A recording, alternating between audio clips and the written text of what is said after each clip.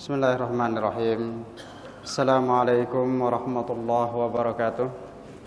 Alhamdulillahirabbil alamin wassalatu wassalamu ala asyrafil mursalin sayyidina Muhammadin wa ala alihi wa sahbihi ajma'in. Allahumma aslih ummata Muhammadin sallallahu alaihi wasallam wa farij an ummati Muhammadin sallallahu alaihi wasallam warham ummata Muhammadin sallallahu alaihi wasallam وانشر واحفظ وأيد نهضة الوطن في العالمين بحق محمد صلى الله عليه وسلم. وقال الله تعالى في قرآنه العظيم: أعوذ بالله من الشيطان الرجيم.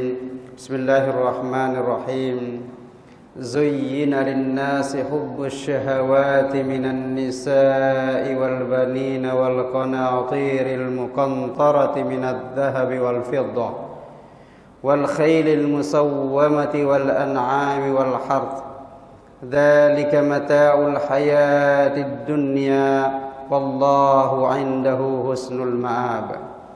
وقال في آية أخرى: إنما الحياة الدنيا لعب ولهو وزينة وتفاخر بينكم وتكاثر في الأموال والأولاد.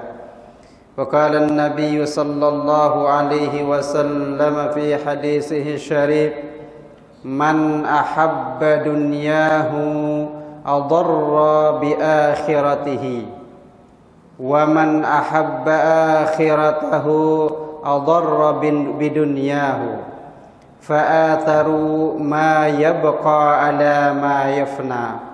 صدق الله العظيم وصدق رسوله الكريم wa nahnu ala dzalika minasyahidin asyakirin walhamdulillahi rabbil alamin. Pertama sekali mari sama-sama kita merafakkan puji syukur kehadirat Allah Subhanahu wa taala yang telah memberikan nikmat sehat kepada kita semua, sehingga alhamdulillah pada malam hari ini dapat kita meneruskan kajian kitab Minhajul Abidin ila Jannati Rabbil Alamin. Berharap mudah-mudahan Allah Subhanahu wa taala memberikan keberkatan buat kita semua serta memudahkan untuk memahami apa-apa yang insyaallah kita akan kaji pada malam hari ini. Seterusnya Allah Subhanahu wa taala membimbing dan menuntun kita untuk dapat melaksanakan dalam kehidupan keseharian kita. Amin ya rabbal alamin. Salawat dan salam kita haturkan kepada junjungan alam Nabi besar Muhammad sallallahu alaihi wasallam yang telah mengajarkan kepada kita bagaimana mendekatkan diri kepada Allah Subhanahu wa taala sehingga kita dapat menjadi hamba Allah yang muttaqin al-muqarrabin at-tawwabin. Berharap mudah-mudahan Allah Subhanahu wa taala mempertemukan kita dengan baginda Rasulullah sallallahu alaihi wasallam dan juga para sahabat beliau serta orang-orang soleh lainnya di kemudian hari. Amin ya rabbal alamin. Qiraatul Fatihah li Syekh Hujjatul Islam Imam Al-Ghazali At-Tusi wa Syekh Daud bin Abdullah Al-Fatani wa qiraatul Fatihah khassatan li mardana Al-Fatihah. A'udzu billahi minasyaitonir rajim. Bismillahirrahmanirrahim. Alhamdulillahi rabbil alamin arrahmanir rahim maliki yaumiddin iyyaka na'budu wa iyyaka nasta'in ihdinas siratal mustaqim siratal ladzina an'amta 'alaihim ghairil maghdubi 'alaihim waladdallin. Amin. Sebelum kita meneruskan kajian kitab ini, mari sama-sama kita berniat dengan ikhlas tajdidun niyah. Jadi setiap kita ingin memulai mengaji apa sahaja yang kita ingin baca atau yang kita kaji, kita perbaharui niat kita. Kita hadir di tempat ini karena Allah Subhanahu wa taala, bukan karena yang lainnya. Mari kita niat dalam hati kita, mudah-mudahan apa yang kita niatkan Allah berikan keberkatan.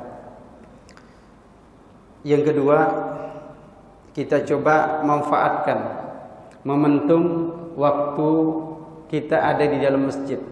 Mungkin tadi ketika kita masuk masjid belum berniat untuk i'tikaf. Mari sama-sama kita berniat untuk i'tikaf pada Allah Subhanahu wa taala. Mudah-mudahan apa yang kita lakukan selama kita duduk di sini akan bernilaikan ibadah sisi Allah Subhanahu wa taala. Bismillahirrahmanirrahim. Al-uqbatu tsalitsah wa hiya uqbatul awaid. Jadi kita sudah melalui dua tangga. Tangga yang pertama untuk takarrub kepada Allah namanya uqbatul ilmi wal ma'rifah, tangga pengetahuan dan mengetahui apa yang kita katakan, bahwa apa yang kita lakukan mestilah melalui pengetahuan. Tanpa ilmu tidak akan dapat diterima amal kita oleh Allah Subhanahu wa taala. Tangga ini sudah kita lalui. Terus kita update. Tangga ini terus kita update dengan ilmu-ilmu dari setiap kita mengaji, itu updating tangga ilmu. Kedua, karena orang yang memiliki ilmu, apatah orang tidak berilmu. Yang memiliki ilmu juga terkadang dia salah, khilaf dalam perjalanan hidupnya. Maka Allah berikan tangga kedua yang dinamakan tangga taubat. Jadi tangga taubat ini adalah bagi orang-orang yang sudah menjauh dari Allah. Mungkin dia adalah ahli ilmu tapi dia lupa mengamalkan ilmu, atau mungkin dia bukan ahli ilmu, tidak pernah mendapatkan ilmu, itu adalah kesalahan dia. Maka Allah berikan media merupakan tangga taubat. Dan ini sudah kita lalui pula tangga taubat ini.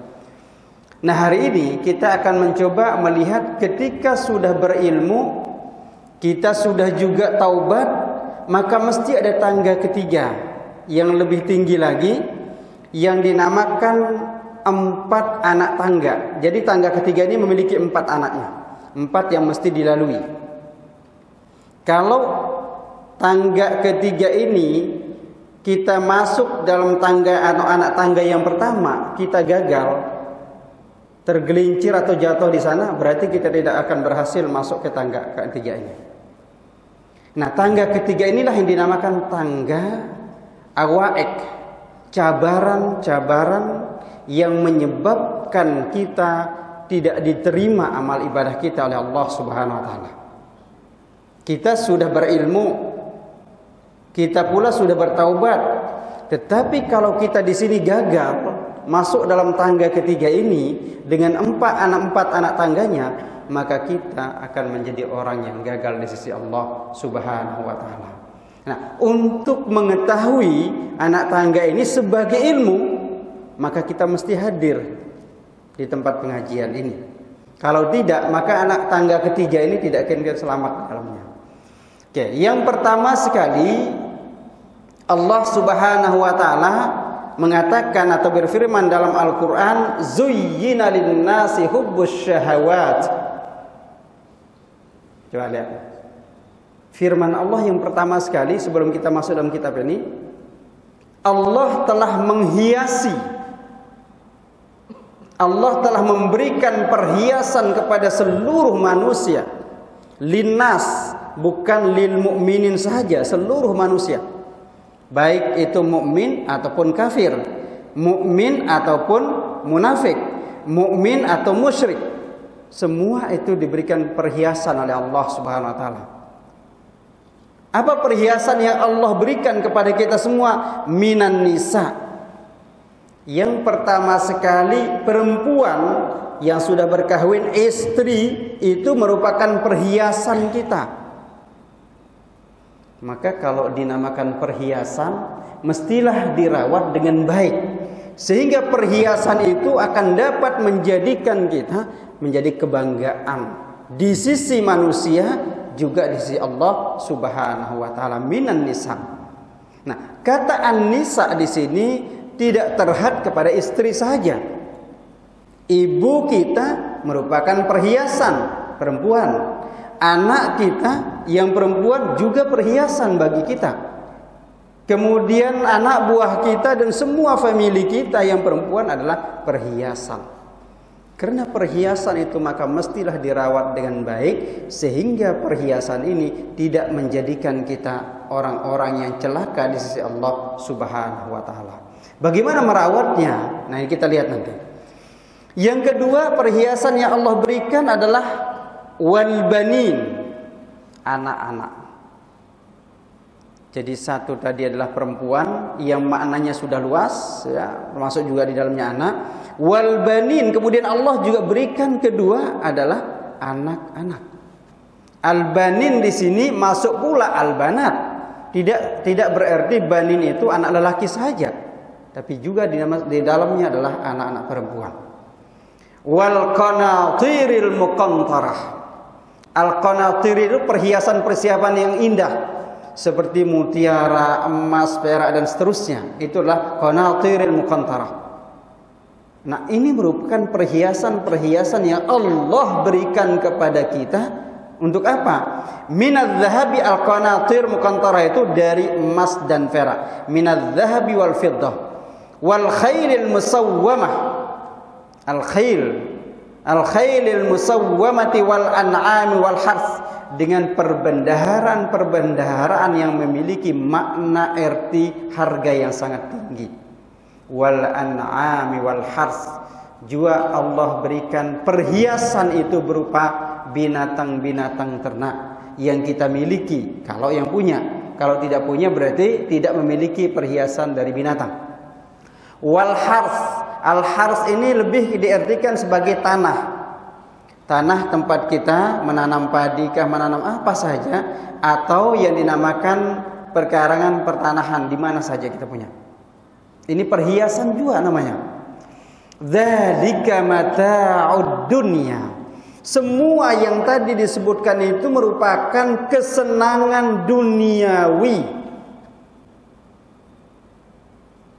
Wallahu indahu husnul ma'ab. Ingatlah, di sisi Allah semua yang Allah sebutkan kalau tidak dimanfaatkan dengan baik dan benar, maka dia akan menjadi fitnah, dia akan menjadi musibah. Sehingga di dalam ayat lain surat Al-Hadid 204 dikatakan, ada ayat 20, A'udzu billahi minasyaitonir rajim, innamal hayatud dunya la'ibun wa lahu wa zinatun wa tafakhurun bainakum wa takathurun fil amwali wal aulad. Sesungguhnya kehidupan dunia itu la'ibun wa lahwun, itu hanya permainan sahaja.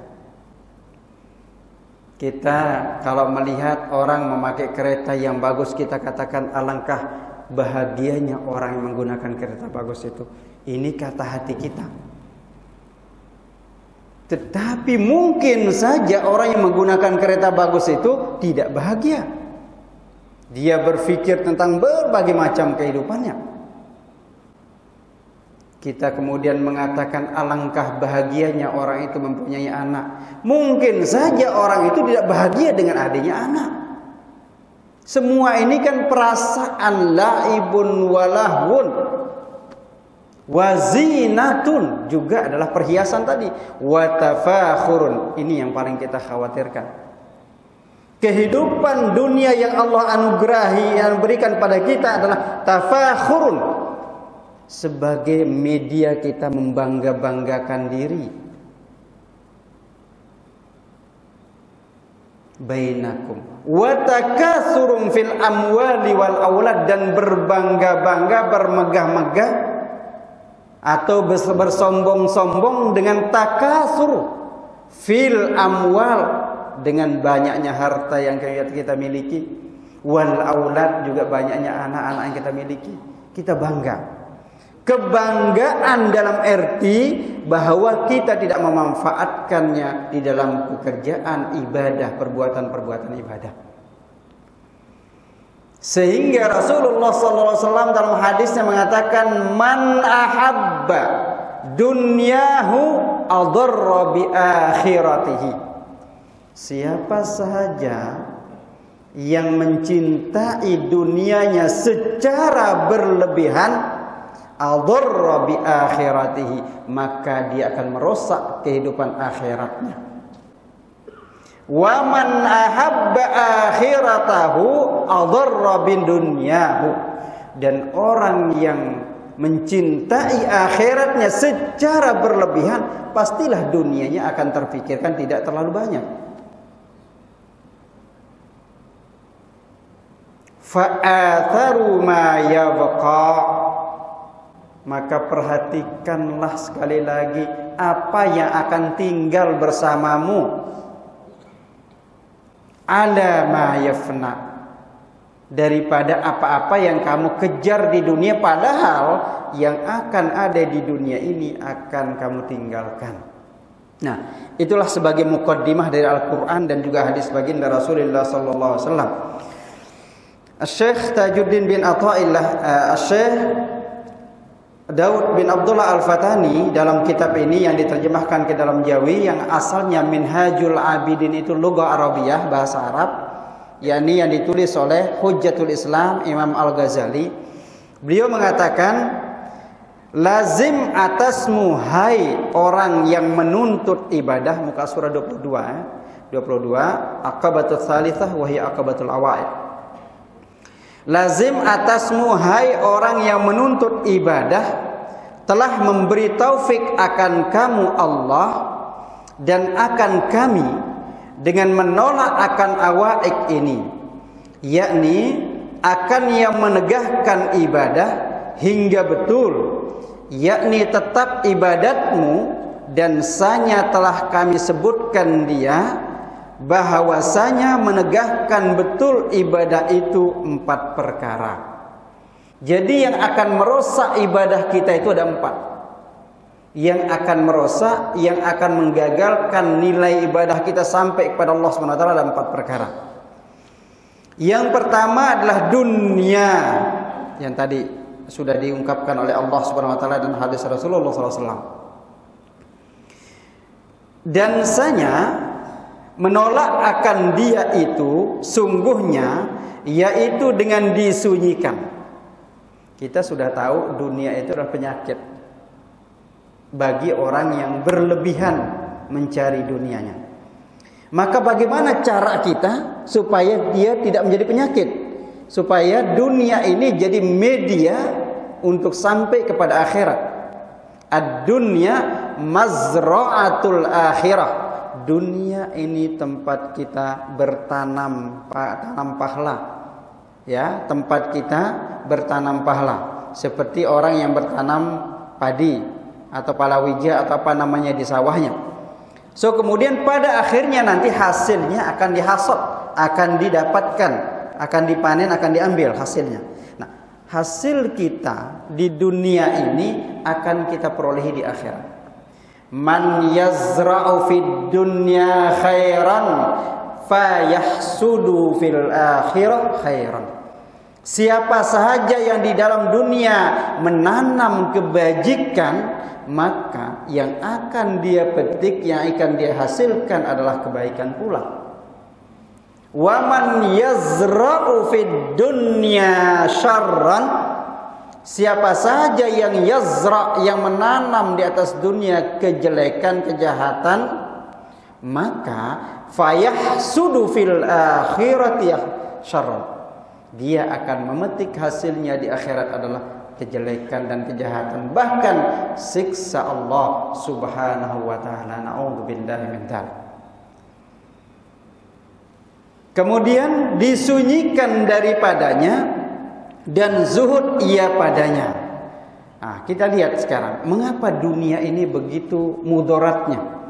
Bahkan dalam sebuah ungkapan yang masih dicari apakah kesohihan hadisnya itu sohih atau dia di tingkatan hasan atau ahad.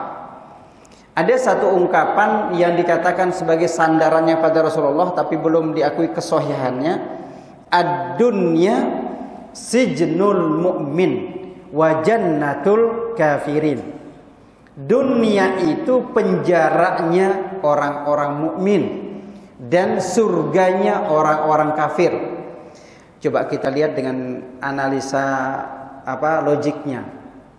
Mengapa dunia ini diibaratkan seperti penjara?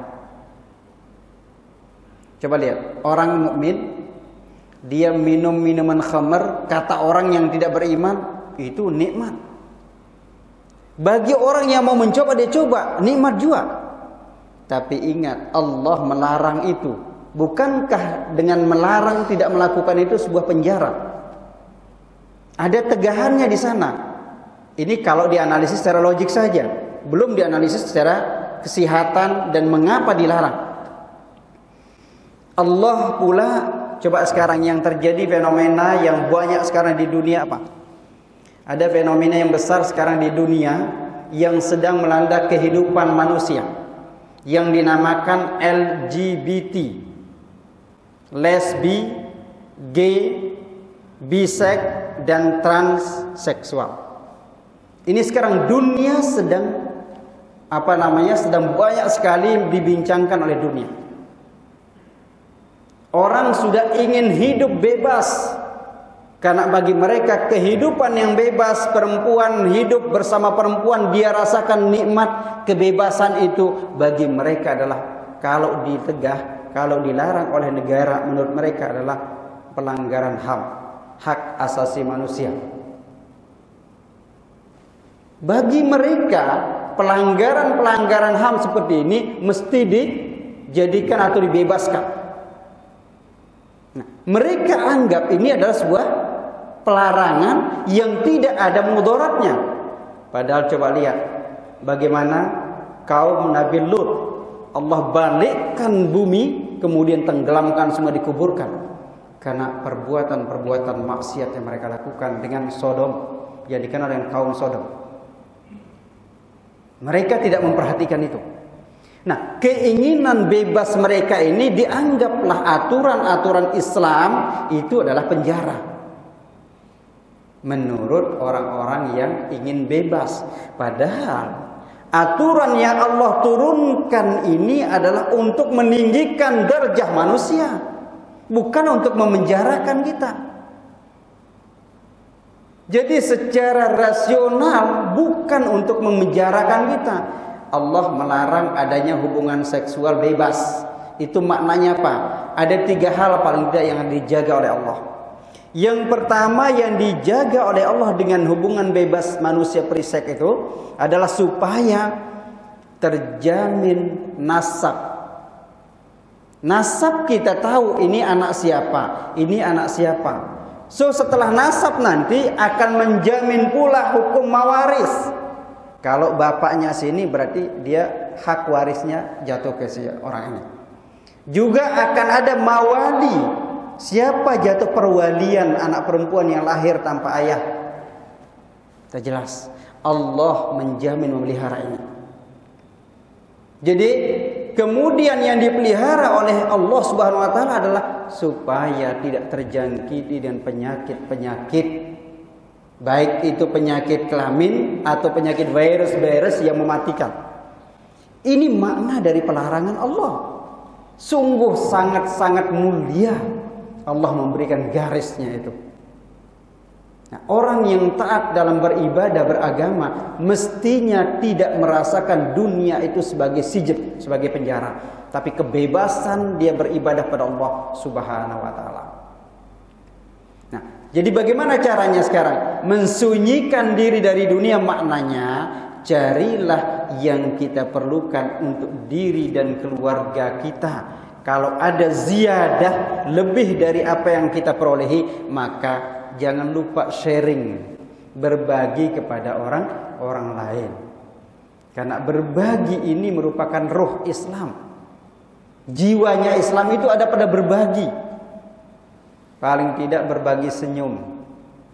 Berjumpa dengan teman kita, berbagi senyum. Ada teman kita sakit, berbagi doa.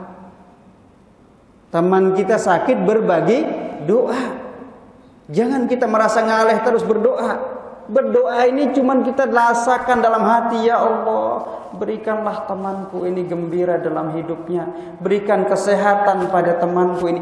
Ini doa kita untuk teman kita mustajab. Alhamdulillah, Pak Haji kita esok ini akan ada pembedahan. Mudah-mudahan Allah Subhanahu wa taala memudahkan semua, mempermudah semua apa yang terjadi, dan Allah menyehatkan kembali seperti apa yang diharapkan insyaallah. Nah, itu yang pertama. Penyakit yang kedua yang mesti kita halangkan itu adalah yang pertama dulu yang saya coba teruskan tentang dunia. Rasulullah sallallahu alaihi wasallam di dalam hadis yang mengatakan marra ala syatin mayyitatin faqal. Rasulullah dia lalu di depan atau di dekat syat. Syat itu adalah domba yang mati. Jadi melalui domba mati Rasulullah SAW. Faqala, kemudian Rasulullah SAW berkata kepada para sahabatnya, atarawna hadhihi syata hayyinatan ala sahibiha. Tidakkah kamu melihat kambing atau domba yang mati ini itu menjadi hina pemiliknya?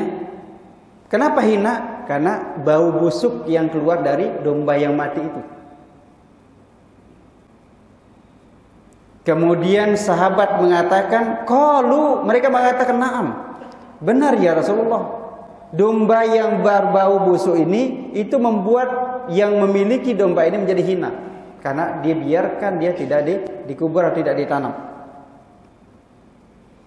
Walladzi nafsi biyadihi, demi tanganku yang ada di genggaman Allah Subhanahu wa taala, lidunya ahwanu 'ala Allah taala min hadhihi ala sahibiha. Allahu akbar wa na'udzubillahi min dzalik. Demi jiwaku yang ada pada genggaman Allah Subhanahu wa taala, bersumpah, Rasulullah bersumpah, dunia itu lebih hina bagi para pencarinya yang terus menerus itu terus yang dicari, dibandingkan bau busuk dari bangkai domba itu. Jadi dunia yang kita cintai berlebihan itu jauh lebih hina dibandingkan pada bangkai domba yang berbau busuk itu. Walau kanatid dunya tu'adilu indallahi janaha ba'udatin ma saqa kafiran minha syurbata ma'in. Coba lihat. Seandainya semua manusia tahu bahwa dunia ini di sisi Allah, dunia ini di sisi Allah seperti satu kotoran kecil damit yang ada di sayap ba'udah, lalat. Tahu lalat? Jadi ada kotoran di sayap lalat, seperti itulah dunia di sisi Allah Subhanahu wa taala. Ketika lalat ini kemudian hinggap di aing, kemudian sayap tadi ada kotoran, ditaruhkan, diceburkan ke dalam aing, hilanglah kotoran itu. Seperti itulah dunia di sisi Allah Subhanahu wa taala. La ma'na fih, tidak ada maknanya. Sehingga di dalam sebuah riwayat diceritakan Allah Subhanahu wa taala mulai dari menciptakan dunia, la yaltafit ilaihi, tidak pernah melihat dunia itu. Kenapa tidak melihatnya? Karena dunia ini membuat manusia yang tadinya dekat dengan Allah, yang tadinya hampir dengan Allah, menjadi jauh. Kena akibat dunia. Tapi bukan berarti kita membenci dunia itu sebenci-bencinya, tidak. Dunia ini jadikan sebagai media untuk sampai kepada Allah Subhanahu wa taala. Jangan menjadikan tujuan, karena tujuan yang paling utama adalah walal akhiratu khairul laka minal ula. Akhirat itu jauh-jauh dan jauh lebih baik dibandingkan dunia. Itulah hidup kekal kita. Nabi Allah Isa alaihissalam pernah berkata, la tattakhidhu ad-dunya rabban. Jangan engkau jadikan dunia itu Tuhanmu. Apa maksudnya? Menjadikan dunia sebagai Tuhan.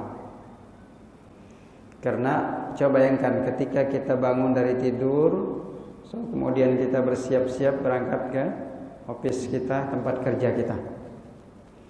Kalau kita tidak pandai memanage hati kita, tidak pandai berniat dengan niat di dalam hati kita dengan tulus, maka pekerjaan dari mulai kita bangun tadi hingga kita pulang lagi ke rumah dari office itu la makna fih, tidak ada maknanya.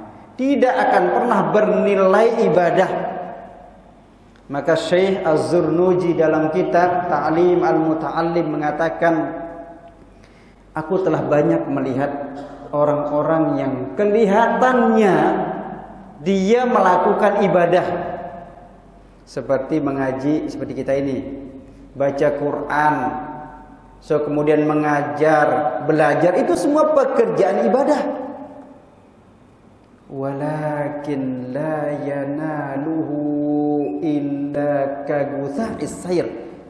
Tapi orang-orang yang melakukan aktiviti tadi karena tidak berniat karena Allah, maka aktiviti itu tidak ada nilainya di sisi Allah Subhanahu wa taala. Dan sebaliknya kata dia, aku juga melihat banyak sekali orang yang kerja setiap hari. Seperti dia mendrive kereta, kemudian dia kerja di tempat-tempat yang tanah dan bangunan, dan dia kerja di mana saja yang terlihat duniawi sekali, tidak ada urusan hubung kaitnya dengan akhirat. Wa haula'i yanalu as-sawabul akhirah biniyatihi. Tapi baiknya mereka ini adalah begitu dia kerja, dia niatkan untuk kekuatan ibadahnya kepada Allah Subhanahu wa taala, maka dia memperolehi pahala di sisi Allah Subhanahu wa taala. Perbuatan dunia dengan niat lillahi taala bernilai ibadah. Perbuatan akhirat yang kita lakukan tetapi kita tidak berniat lillahi taala, nilainya dunia.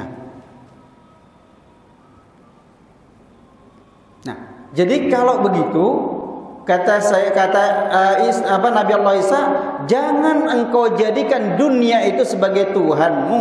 Kenapa? Karena fatattakhidukumud dunya abdan. Karena dunia itu nanti akan menjadikanmu sebagai hamba sahaya. Lurus tuh. Kalau kita sekarang itu saja menjadi tujuan kita, maka kita bagaikan hamba sahaya. Apa saja yang diminta oleh dunia itu kita lakukan. Untuk memperolehi harta, apa saja kita lakukan. Jangan jadikan duniamu itu sebagai Tuhan, karena nanti dia akan menjadikanmu sebagai hamba sahaya. Aknizu kanzakum indaman la yadhi'uhu. Maka perbaikilah semua apa yang kamu miliki ini, baik kehidupan duniawi yang terlihat duniawi sekali, maka tujukan itu untuk Allah Subhanahu wa taala. Karena tidak mudah sebenarnya bertujuan melakukan aktiviti karena Allah. Tapi juga tidak payah. Cukup dengan merubah niat. Maka kenapa tadi saya minta kita untuk berniat untuk i'tikaf di dalam masjid ini? Karena mungkin kita terlupa berniat setiap kita datang duduk, mestinya kita mulai masuk nawaitul i'tikaf. Sehingga semua aktiviti kita akan bernilai ibadah. Nah, kemudian kenapa saya minta juga tadi adalah mentajdid niat kita, supaya niat kita duduk di sini dalil ta'lim, mengikut pengajian, sehingga Allah memasukkan kita sebagai hamba-hambanya yang syahid, tetap di dalam kondisi yang diridhai Allah Subhanahu wa taala. Sedikit lagi, wa inna sahibad dunya yakhafuhu 'alaiha al-afah. Perhatikan, kenapa saya bilang demikian kata Nabi Isa? Jangan engkau jadikan dunia sebagai Tuhanmu. Kalau engkau sudah mencari dunia itu, maka dunia akan menjadikan kamu sebagai hamba saya. Karena orang-orang yang sudah memiliki dunia, dia akan khawatir, akan takut kehilangan. Coba lihat, kita punya, ini misalkan contoh saja yang mudah, kita beli kereta baru. Apakah kita taruh kereta itu di luaran? Tak kan? Kita masukkan, kita rawat dengan baik. Kenapa? Takut hilang.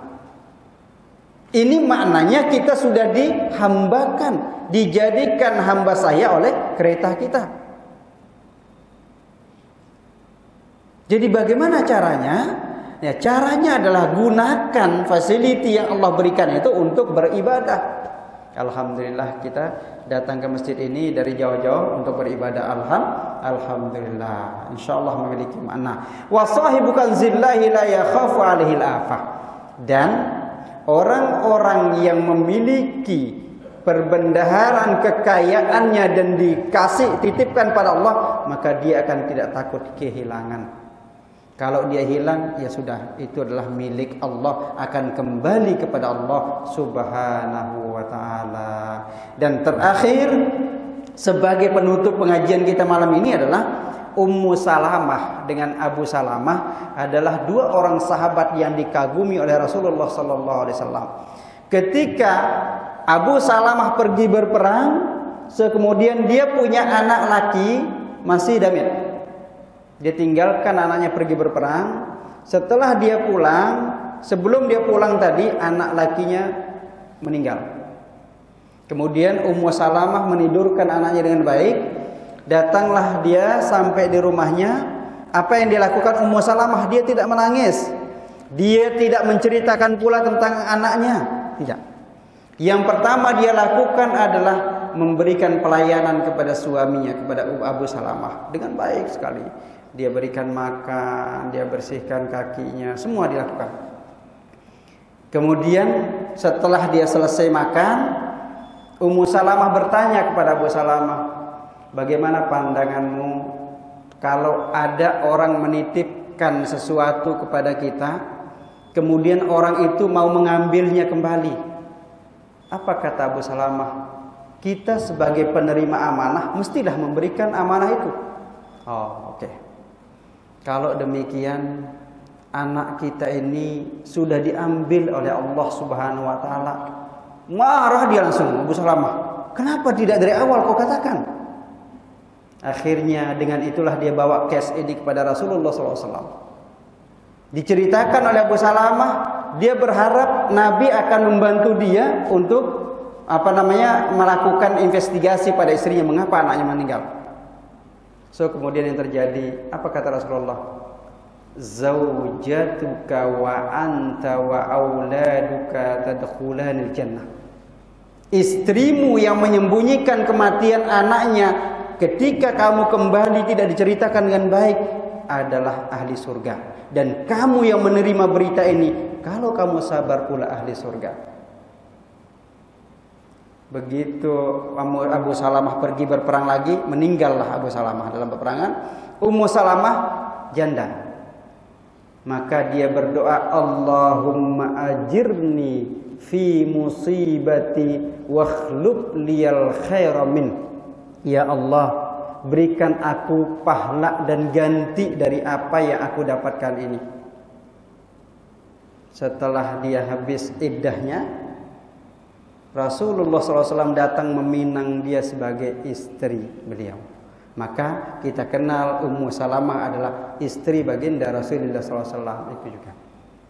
Kenapa? Begitu sabarnya Allah berikan ganti Rasulullah SAW. Ini maknanya bahwa apapun yang Allah berikan kepada kita itu hanya titipan, bukan milik kita. Allah yang punya, kita mesti pelihara dengan baik. Itulah sebagai awal dari apa yang kita kaji malam hari ini. Mudah-mudahan masih kita punya 3 ya, baru dunia saja. Jadi nanti ada makhluk, ada syaitan, ada hawa nafsu. Jadi 3 ini insyaallah mudah-mudahan Allah berikan kesehatan. Minggu depan kita dapat mengkajinya lagi, amin ya rabbal alamin. Allahumma ya Allah ya Tuhan kami, jadikanlah kami min ahlil ilmi wal istiqamah. Jadikanlah kami ya Allah menjadi hamba-hambamu yang senantiasa mencari dan mengkaji ilmu pengetahuan dan selalu istiqamah di dalamnya ya rabbal alamin.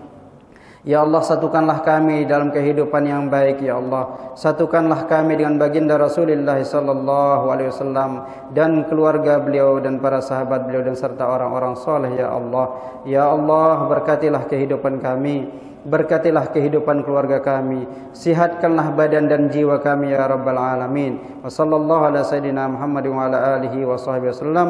Subhana rabbika rabbil izzati amma yasifun wa salamun alal mursalin walhamdulillahi rabbil alamin. Wassalamualaikum warahmatullahi wabarakatuh.